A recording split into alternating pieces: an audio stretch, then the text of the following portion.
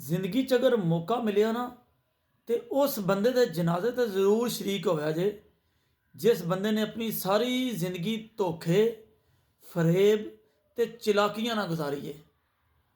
ਜਿਹਨੇ ਆਪਣੀ ਸਾਰੀ ਜ਼ਿੰਦਗੀ ਲੋਕਾਂ ਦਾ ਹੱਕ ਮਾਰ ਕੇ ਤੇ ਆਪਣਾ ਘਰ ਚਲਾਉਂਦਾ ਰਿਹਾ, ਦੋ ਨੰਬਰੀਆਂ ਕਰਦਾ ਰਿਹਾ।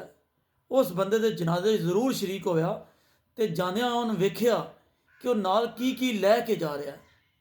ਉੱਥੋਂ ਤੁਹਾਨੂੰ ਅਹਿਸਾਸ ਹੋਵੇਗਾ ਕਿ ਇਹ ਦੁਨੀਆ ਦੇ ਜੀ ਕੁਝ ਵੀ ਕਰ ਜੋ ਤੇ ਬੰਦਾ ਜਾਂਦਾ ਖਾਲੀ ਹੱਥ ਹੀ ਹੈ।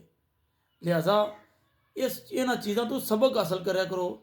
ਇੰਝ ਦੇ ਬੰਦੇ ਦਾ ਕੋਈ ਜਨਾਜ਼ਾ ਪੜ੍ਹਿਆ ਕਰੋ, ਇੰਝ ਦੇ ਬੰਦੇ ਦੇ ਆਖਰੀ ਲਮਹਾਤ ਵੇਖਿਆ ਕਰੋ ਤੇ ਸਬਕ ਹਾਸਲ ਕਰਿਆ ਕਰੋ ਕਿ ਇਸ ਦੁਨੀਆ 'ਤੇ ਜੇ ਧੋਖਾ, ਫਰੇਬ, ਦੋ ਨੰਬਰੀ, ਕਿਸੇ ਮਾੜੇ ਦਾ ਹੱਕ ਮਾਰ ਕੇ ਜੇ ਆਪਣੇ ਪੇਟ 'ਚ ਕੋਈ ਚੀਜ਼ ਡਾਲਣੀ ਹੈ ਤੇ ਉਹ ਨਾਲ ਤੁਹਾਡੇ ਕੁਝ ਨਹੀਂ ਜਾਣਾ, ਉਹ ਸਾਰਾ ਕੁਝ ਇੱਥੇ ਹੀ ਰਿਹਾ ਰਹਿਣਾ।